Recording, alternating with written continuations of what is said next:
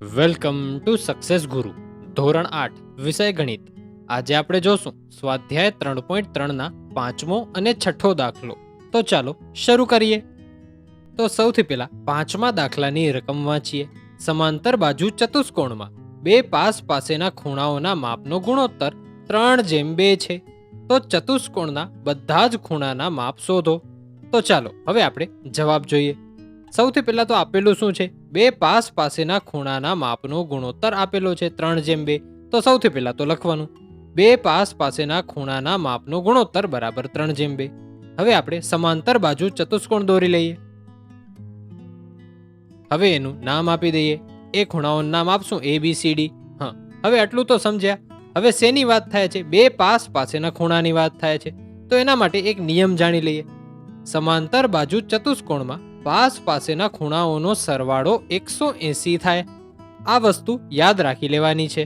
આપણે ગુણોત્તર શેનો આપેલો છે? બે પાસ પાસેના ખૂણાઓનો. પાસ પાસેના ખૂણા કયા થાય? AB થાય, BC થાય, CD થાય અને AD થાય. તો એમાં કોઈ પણ આપણે બે લેવાના. તો આપણે A અને B લઈએ. A નો માપ અને B નો માપ આપણે 3:2 આપેલો છે. તો આપણે માની લેવાનું કે A 3 છે અને B છે 2. ગુણોત્તર આપેલો હોય ને ત્યારે 3 અને 2 એમ લખી દઈએ ને તો ન ચાલે. આપણે એના પાછળ x લખવો ફરજિયાત છે. જ્યારે પણ ગુણોત્તરમાં કિંમત આપેલી હોય ને તો સમજી જ લેવાનું આપણા માટે 3x 2x એમ x વાળી જ કિંમત આપેલી છે.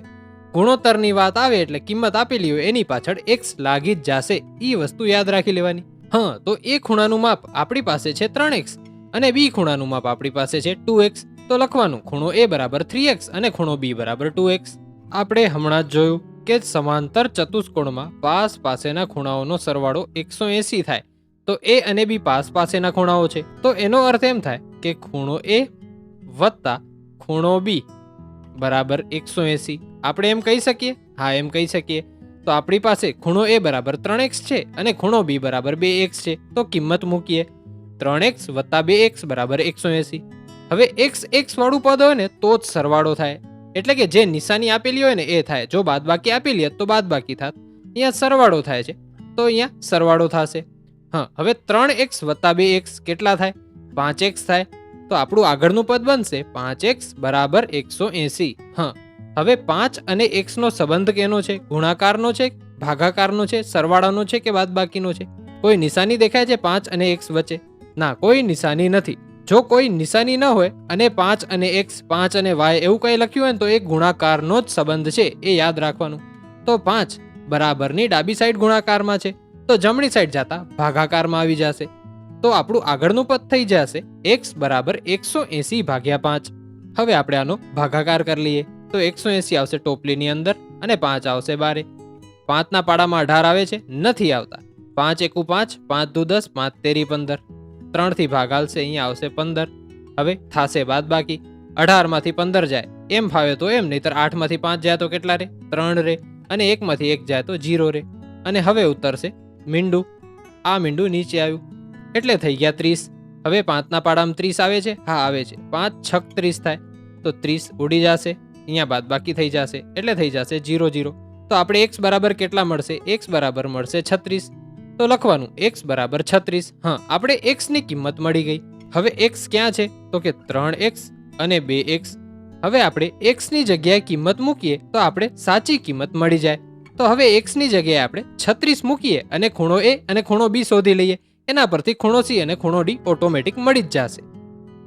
હવે આપણી પાસે ખૂણો A બરાબર 3x છે અને x ની કિંમત આપણે 36 મળેલી છે. તો જ્યાં x છે ત્યાં આપણે 36 મૂકવાનું.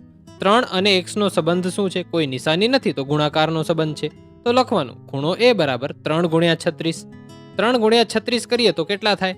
તો થાય છે 108. તો ખૂણો A આપણે મળ્યો 108. હવે ખૂણો B શોધી લઈએ. ખૂણો B આપણી પાસે છે 2x. હવે સેમ અહીંયા પણ 2 અને x નો સંબંધ ગુણાકારનો છે.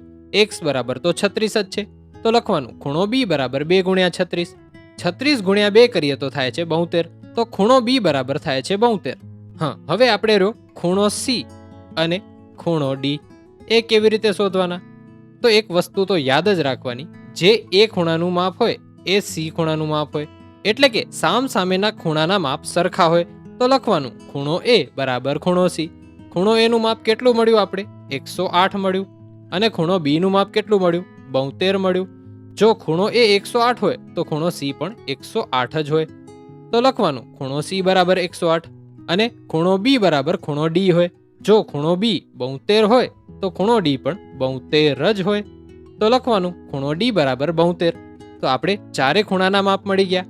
ખૂણો એ બરાબર 108, ખૂણો બી બરાબર 72, ખૂણો સી બરાબર 108 અને ખૂણો ડી બરાબર 72.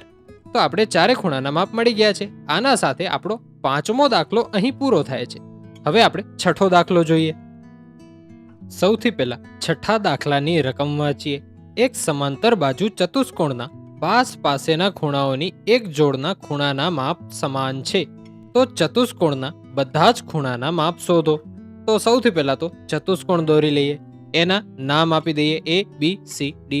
હા, હવે શેની વાત થાય છે? પાસ પાસેના. હવે પાસ પાસેના ખૂણાઓનો સરવાળો કેટલો થાય? 180 થાય. તો સૌથી પહેલા તો આ લખી જ નાખવાનું. સમાંતર બાજુ ચતુષ્કોણમાં પાસ પાસેના ખૂણાઓનો સરવાળો 180 થાય. આ શું કામ લખ્યું? એક જોડ કીધી છે. જોડનો અર્થ થાય બે ખૂણાઓ. હવે કોઈ પણ બે ખૂણાઓ આપણે સૌથી પહેલા લઈએ. આપણે વળી A અને B ખૂણો લઈએ. હવે કંઈ આપેલું છે? કાંઈ નથી આપેલું. સમાન છે એમ કીધેલું છે. ધારો કે A નો માપ x છે, આપણે માની લીધું. તો B નો માપ કેટલો હશે?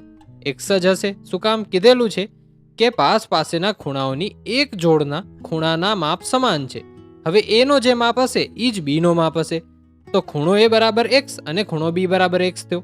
આપણે ધારી લીધું કે A નો માપ x છે તો B નો માપ કેટલો થાય? ઓટોમેટિક x થઈ જાય, કારણ કે માપ સમાન છે માટે. હવે બંનેનો સરવાળો કેટલો થાય છે? 180 થાય છે. તો આપણે આમ કહી શકીએ ને કે ખૂણો A વત્તા ખૂણો B બરાબર 180. હવે ખૂણો A બરાબર x છે અને ખૂણો B બરાબર પણ x છે. તો લખી લઈએ x વત્તા x બરાબર 180. x વત્તા x કરીએ તો કેટલા મળે? મળે 2x. તો 2x બરાબર 180 મળ્યા. હવે 2 અને x નો સંબંધ કેવો છે? કોઈ નિશાની નથી, તો ગુણાકારનો સંબંધ છે. અહીંયા ડાબી સાઈડ ગુણાકારમાં છે તો જમણી સાઈડ એટલે કે અહીંયા આવતા એ ભાગાકારમાં આવી જશે. x ને એકલો પાડીએ. x બરાબર 180 ભાગ્યા 2 થઈ જશે. હવે 180 ભાગ્યા 2 કરીએ તો કેટલા મળે? કરી જોઈએ. 180 અહીંયા ભાગ્યા 2, 2 નવા 18 થાય. સીધું ઉડી જ ગયું. અહીંયા બાદબાકી કરીએ તો 0 0 અને ઉપરથી ઉતર્યો 0 એ ઉપર લાગી જશે. એટલે જવાબ આવશે 90. તો x ની કિંમત આપણે મળી ગઈ 90. હા, તો હવે આપણે ખૂણા A ની કિંમત શું છે? x છે, તો એની મળી ગઈ આપણે 90. ખૂણા B ની કિંમત શું છે? x અને x ની કિંમત શું છે? 90. તો આપણે B ની કિંમત પણ 90 મળી ગઈ. હવે આપણે આગળના દાખલામાં જોયું કે સામ સામેના ખૂણાનો માપ સરખો હોય તો જે A ખૂણાનો માપ છે એ જ આપણા C ખૂણાનો માપ હશે. કેટલો થશે? C પણ 90 થશે. અને D નો માપ શું હોય? તો જે B નો માપ હોય એ જ D નો માપ હોય, તો એ પણ થઈ જશે 90. પણ આમ લખીને ન ચાલે, આપણે આમ લખવું પડે. ખૂણો A બરાબર ખૂણો C. તો ખૂણો A આપણે મળ્યો તો 90, તો ખૂણો C બરાબર પણ થાય 90. પછી ખૂણો B બરાબર ખૂણો D, એ પણ લખવું પડે. ખૂણો B આપણે મળ્યો 90, તો ખૂણો D બરાબર પણ થાય 90. આ આપણે લખવું પડે તો જ આપણે માર્ક મળે. તો આના સાથે આપણો 6થો દાખલો પણ અહીંયા પૂરો થાય છે અને એના સાથે આપણો આજનો વિડીયો પણ અહીં પૂરો થાય છે. Thanks for watching. આવા જ એજ્યુકેશનલ કોન્ટેન્ટ માટે સબસ્ક્રાઇબ કરો સક્સેસ ગુરુને.